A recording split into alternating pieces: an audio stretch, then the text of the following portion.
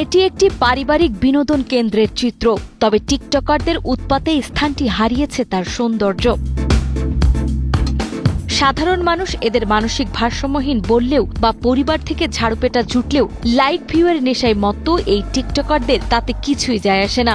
লোকলজ্জার তোয়াক্কা না করেই তারা মেতে আছেন এক বিচিত্র উন্মাদনায়। পাগল বলে, অনেক পাগল লোকে পাগল বলে, তারপরেও আমার মনে আনন্দ লাগে। মানুষের গালিগালাজ করলেও আমার মনে আনন্দ লাগে, আমার নাম লইতেছে বেশি। পরিবারে ঝাড়ু দিয়ে পিটাইছে, জুতা বেটা করছে, দেখতে পারে না, বাড়ি যাওয়া বন্ধ করে দিছে। বাড়ি যাই না, তারপরেও টিকটক ছাড়ি না, ভাল লাগে। এখানে চাকরি করি আর দুজন টিকটক করি। অনেকে বলে ওরে বলে জামাই ব্যবসায়ী, আমাদের বলে বউ ব্যবসায়ী। তোমরা কি শুরু করলা? তোমরা ইমরান বিবির মতো শুরু করলা, উল্টা পাল্টা ভিডিও তৈরি করতেছো, এরকম মাঝে মাঝে বলে অনেকে। ওইগুলো আমরা অতটা পাত্তা দিই না, আমরা আমাদের মতনই ভিডিও করি। কেউ বিন বাজিয়ে সাপ নাচাচ্ছে, কেউ করছে রোমান্স, আবার কেউ কেউ বুক ফাটা বিরহের অভিনয়ে ব্যস্ত। বিভিন্ন বয়সের নারী পুরুষ সবাই এখানে মত্ত লাইক আর ভিউ এর নেশায়। টিকটক করলাম, আমি ভাইরাল হওয়ার লাগে এত চেষ্টা করতেছি, ইনশাল্লাহ আমি একদিন সফল হব। আমি আমার দুলাভাইয়ের সাথে ডান্স করছি, আমার ভালো লাগে তাই। উনি জানবে না কে, উনির সাথে তো আমার খারাপ কিছু হয় নাই যে মাইন্ড করবে। আমার বাসায় খাওয়া দাওয়া করে বিনোদন হিসেবে আমরা ভিডিও বানাই। শালি আমার বউ সেটা জানে, ভিডিও করি আমি, লাগে বউ লোকের সাথে ভিডিও বানাই, তারা আমার শালি না।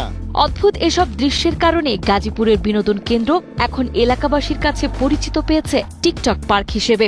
সকাল থেকে সন্ধ্যা পর্যন্ত এখানে চলে আধুনিক স্মার্টফোন, রিং লাইট আর বিচিত্র সাজ পোশাকের মহোৎসব। কেউ গানের তালে অতি রঞ্জিতভাবে কোমর দোলাচ্ছেন, কেউ বা সিনেমার সংলাপের সঙ্গে অসংলগ্ন অঙ্গভঙ্গি করে ঠোঁট মেলাচ্ছেন। এতটাই ভিড় যে সাধারণ দর্শনার্থীদের জন্য হাঁটা চলাই এখন কষ্টকর হয়ে দাঁড়িয়েছে। আমরা সব ধরনের ভিডিও বানাই, হাসির ভিডিও বানাই, কৌতুক বানাই, ফানি ভিডিও, রোমান্টিক ভিডিও।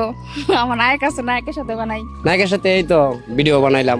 এই আমার প্রথম থেকে এই শেষ পর্যন্ত এই আছে। আমার পরিবারে কিছু বলে না, এটা আমার পরিবারকে আমি মিঠাই নিচ্ছি। শুধু তরুণ তরুণীই নয়, বিভিন্ন বয়সের মানুষ থেকে শুরু করে তৃতীয় লিঙ্গের মানুষরাও সামিল হয়েছেন এই উন্মাদনায়। গাজীপুর সহ পার্শ্ববর্তী জেলাগুলো থেকেও টিকটকাররা দল বেঁধে এখানে আসেন ভিডিও ধারণ করতে। তাদের কাছে এটি এক বিশাল মিলন মেলা বা শুটিং স্পট। এই লাইকের নেশায় তারা যেমন অন্যদের বিরক্তের কারণ হচ্ছে, তেমনি সাধারণ মানুষের বিনোদনের অধিকারটুকু কেড়ে নিচ্ছেন অবলীলায়। আমি আসলে একটা তৃতীয় লিঙ্গের লোক। আমি এখানে বিনোদনকে ভালোবাসি বিধায় এখানে এসেছি। ওনার সাথে সবসময় ভিডিও করি, আমার অনেক ভালো লাগে। এগুলো তো সবাই করতেছে, অনলাইনে দেখেন, অনলাইনের জগতে মানে মাইয়ার মতো বয়সী এবং বাবার মতো বয়সী লোক নিয়ে ভিডিও বানাইতেছে, বিভিন্ন ধরনের প্রোগ্রাম করতেছে। এগুলো আমরাও মানুষের বিনোদন দিই।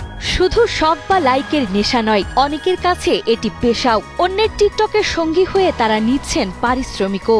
প্রতি গানে তো নিচ্ছি হচ্ছে 500, 1000 এরকম।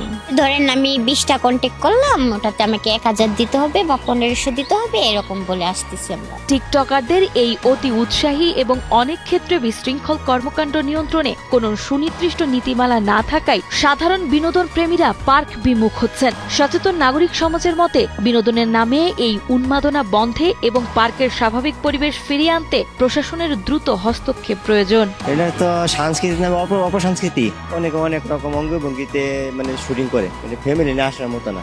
এই জায়গাতে যে বিনোদন গুলো চলে, আসলে এটা অশ্লীলতাও বলা যায়।